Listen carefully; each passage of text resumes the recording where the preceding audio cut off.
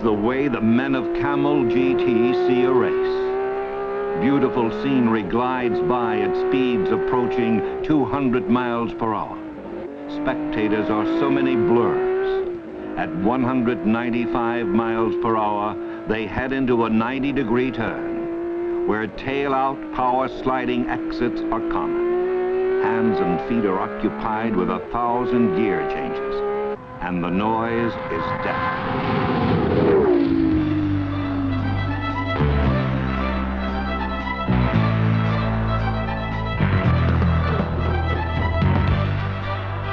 What motivates these men to climb behind the wheel of an 800-horsepower Camel GT car?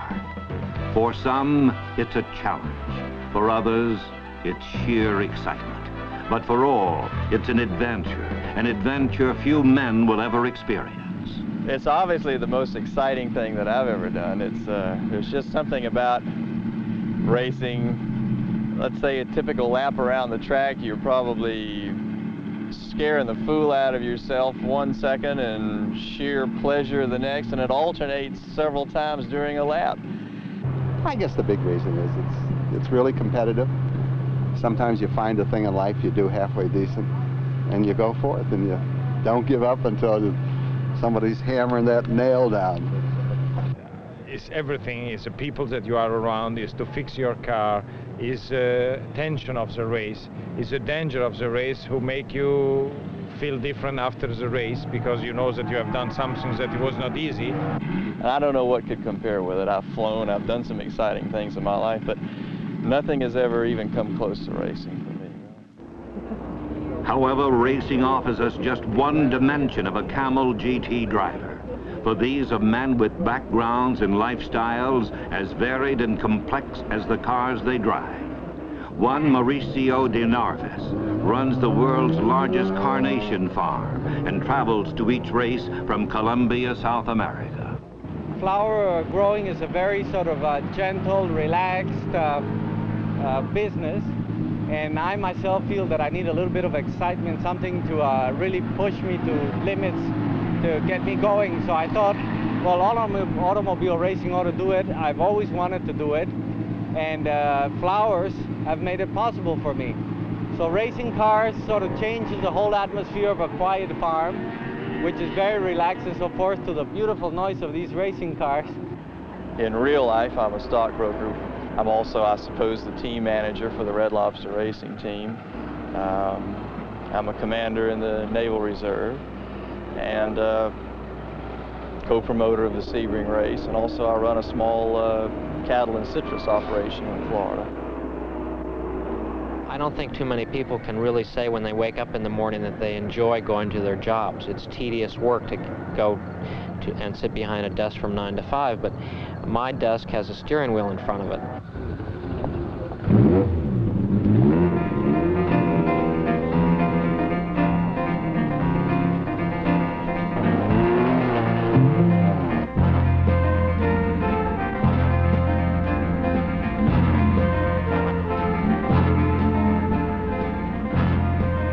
The names are familiar: Porsche, Datsun, BMW, Corvette, Lola. But the shapes are surreal, exotic. However, to the men of the Camel GT, these cars are more than beautiful creations. For they know a Camel GT car is the ultimate expression of man's love for speed and power. The acceleration on a racing car would be something that most lay people would find absolutely mind-blowing. When you think that a really good American car now accelerates to 60 in about sort of 14 seconds. And in 14 seconds, we'd go to like 115 miles an hour and back to zero again. And it is pretty impressive. The most impressive thing about it being that it keeps on going. When you stick it into fifth and it still gives you a kick in the back like no one's business, I think that's what would get the layperson really by the throat, you know. So to drive it quickly is probably one of the most difficult things around to do, and there's only a handful of people that can do it. The Camel GT features some of America's most fascinating racing terrain, from the rolling pine forests of central Georgia to the famed Monterey Peninsula. Knowledgeable enthusiasts gather to view the competition, And for them, each race is a festival, a joyous celebration, and most of all, fun. But for the men who compete, the twisting, turning courses are hardly a picnic. Well, I've always been brought up on sports car racing, and certainly now IMSA racing is the best sports car racing in the world. And the good thing about the series is the variation in the tracks here. You have everything, from ovals to very short, tight circuits, absolutely everything.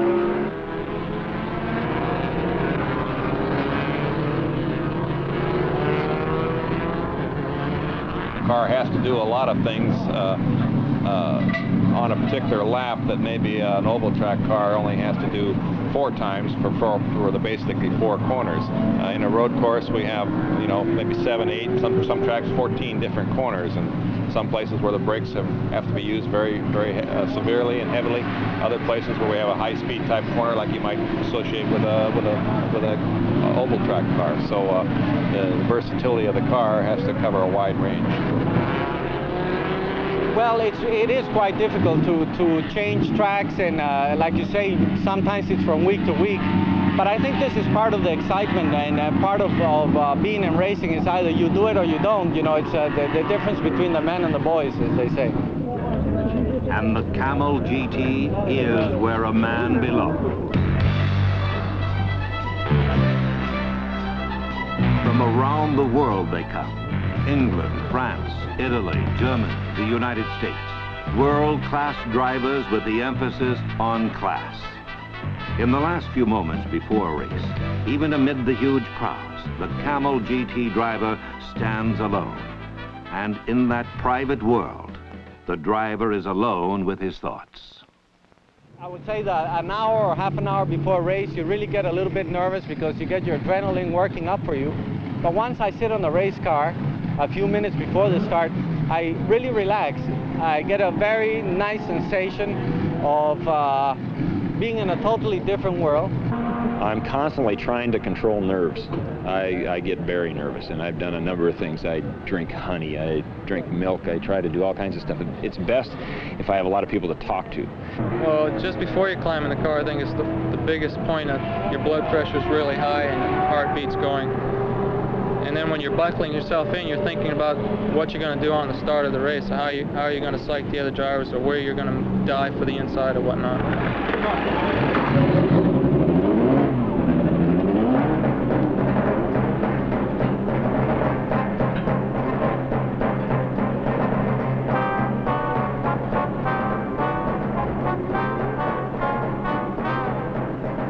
Girded for battle. Responsibility for success now lies with one man, the driver. And in all of sports, few moments can match the drama, the tension, the electrifying excitement of a Camel GT start.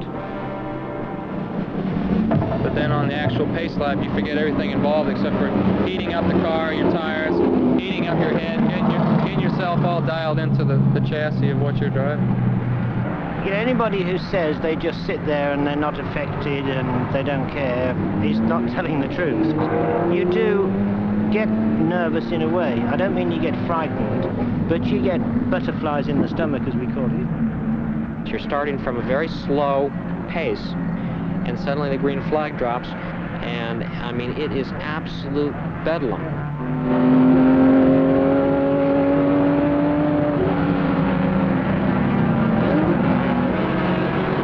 The sensation that probably grips me most of all in the start of any race, the dust on the first lap is absolutely unbelievable. Where the hell it all comes from suddenly, I just don't know.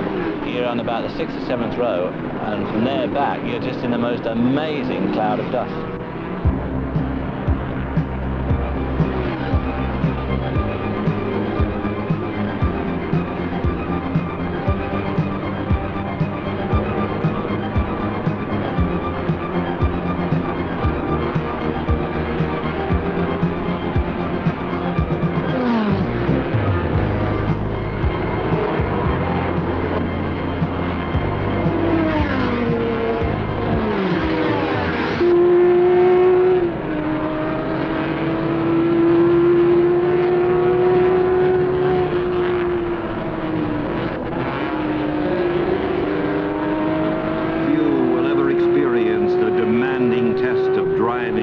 200 horsepower racing machine on a twisting, turning, high-speed road course. And for the men of the Camel GT, each race places a premium not only on driver skill and courage, but most of all, endurance. Well, the actual physical feeling is a lot of strain on your neck. It's like someone's pushing on your forehead. Your hands, basically because you have so much adrenaline going, you grip the steering wheel more than you actually need to. That builds up a lot of aches in your arms. We use communications radios in the cars, and the volume level, you dial the radio up, will cause pain in your ears in the pits. You can't stand it, it's that loud. But out on the racetrack, you're reaching down for more volume because the random volume or the outside volume is so high. That's when you realize what your body's going through. I think the other thing that would be a real throat grabber is the heat. These cars get unbelievably hot, and all of them. It doesn't matter what you do and how much air you pipe in, they're just like little glowworms inside. And I guess the cockpit temperature of our car probably reaches, on an ambient day of say 85, it's probably 130 in the cockpit.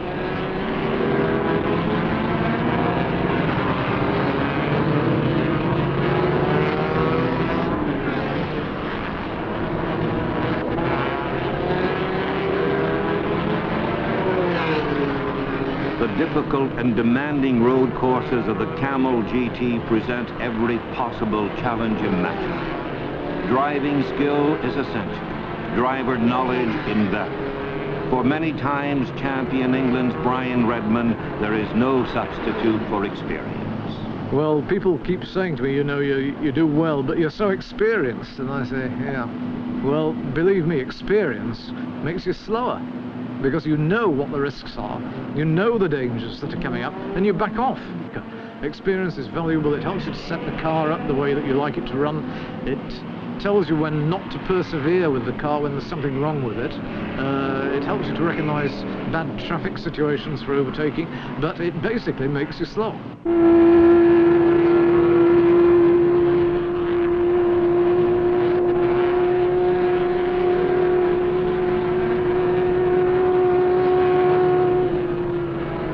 Road racing is a harrowing experience, the unexpected, a constant companion. And yet, for the men of the Camel GT, courage and bravery are seldom given a second thought. I don't think it does take courage as such. I think the main ingredient is confidence. Confidence in yourself and confidence in your machinery. Obviously, at some stage in a race, you may be called upon to, or your judgment may be called upon to do something that perhaps requires a little bit of courage, but I never look at myself as a big, brave boy. I mean, if I hear noises out in the car or in the hotel, I'm as frightened as anybody. When I hear things go bump in the dark, that's fear. You know? But out on the track, it's not so evident. Fear itself is something that's to be overcome. The greatest fear in life is being afraid. And it's not the situation itself, it's the thought of the situation that's frightening. Bravery doesn't enter into it. You're just there.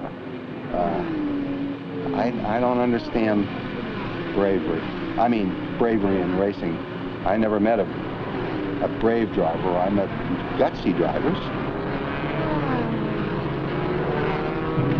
Well, I wouldn't say there's fear. I don't think you could drive if you were frightened of the car. I mean, if you're frightened of the car, you shouldn't be out there, that's for sure. But I wouldn't say there's fear, but quite often, you know, you'll have a long straight, and although you might be doing 200 miles an hour, you're still sitting there with nothing to do. You know, I often think, well, what happens if the wheel falls off now, or what happens if I come to the end and nothing happens when I put my foot on the brake? And there's no doubt that you do have time to think out there occasionally on some of the tracks. I wouldn't say it's fear. Even when you see an accident, okay, I always look because I like to see if the fella's walking around, but if you don't see him and he's not walking around, then you still have to block it out from your mind. You know, if you get into a spin, it is almost as if it's happening in slow motion, almost. And then it gets to a point where you're just waiting for something to happen, you know, you're waiting for the crunch. Everything is done in slow motion. it's one of those things, I mean, that it takes forever to happen. But you can hear the glass breaking, and you can hear the metal ripping and fiberglass breaking, and it's a pretty terrifying thing. Well, in my experience, it is absolutely silent. I never hear any noise at all. I never hear anything.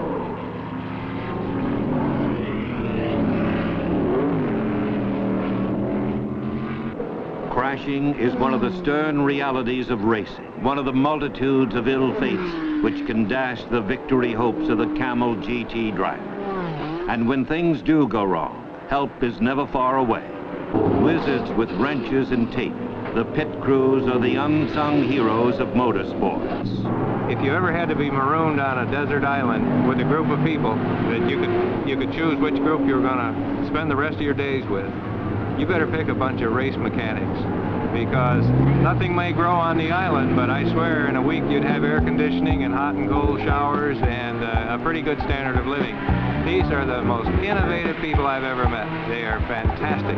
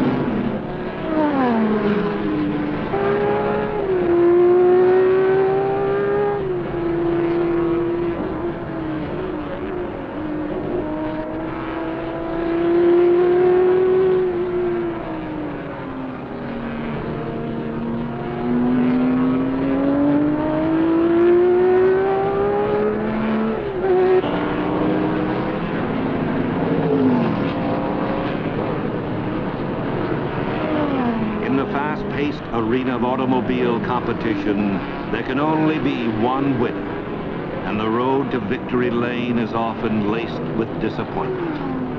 However, for those few who succeed, there is nothing to compare with the exhilaration of victory. And the will to win is what motivates the men of the Camel GT, because for them, a race is meant to be run and won. It's very nice when you win a championship, because that's a year's effort that you've all put together and it's all worked out well. Winning is the answer. There is nothing like winning. God Almighty, love it. It's not the money, really. It's the thrill of competition and of the sport that I think keeps everybody at it all the time.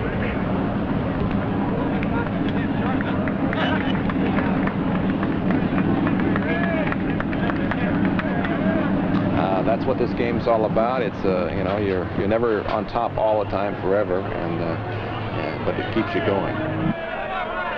That first big win is always such a thrill. It was a high that I didn't come down for several days. The biggest thrill you can have is when you win. That will last you, you know, maybe you can race 10 races, and if you win one, you're willing to do 20 more. And really, when we won the race, I really couldn't speak. I was virtually in tears. I was in tears, and that was a tremendous feeling of relief and satisfaction. For the men of the Camel GT, victory lane marks the end of one day's quest for glory. And while it's a moment to be cherished, it also signals the start of preparing for the next adventure. Another demanding road course, another gathering of international driving stars. The series rolls on, and the excitement and drama that is the Camel GT begins again.